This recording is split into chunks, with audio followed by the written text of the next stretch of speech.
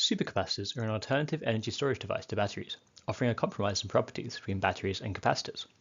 As can be seen, supercapacitors can offer a range of energy densities and power densities, generally with lesser energy density than batteries and higher power density. This makes them well suited to high power, low capacity applications where there are frequent charge-discharge cycles. A good example is in regenerative braking in hybrid cars. Two fundamental charge storage mechanisms to consider with supercapacitors. The first will be familiar from high school physics classes, capacitive charge storage, as is used by capacitors. Supercapacitors can utilize this same approach of separating charges at a boundary through application of a charging voltage. However, supercapacitors utilize ion formation in electrolytes to generate a high surface area and low distance between charges, meaning a much larger capacitance at the cost of higher self-discharge. Faradaic charge storage is the primary charge storage mechanism of batteries, relying on two half-redox reactions at opposite electrodes. Pseudocapacitors, a type of supercapacitor, can utilize this same approach, though rather than storing ions and electrons in the bulk of the electrode material, only the surface is used. There are three broad categories of supercapacitors: electric double-layer supercapacitors, pseudocapacitors, and hybrid supercapacitors.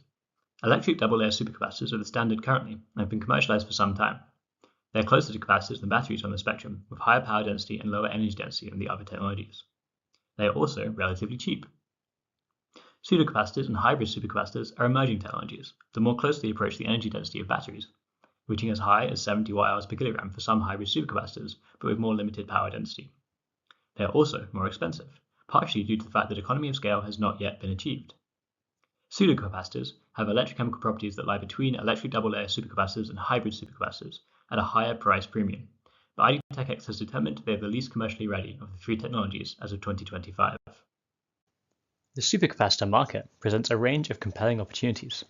The market is forecast to grow significantly over the next decade, accompanied by a shift in applications from automotive, for example hybrid cars, to energy storage, for example grid power stabilization and uninterruptible power supply for data centers.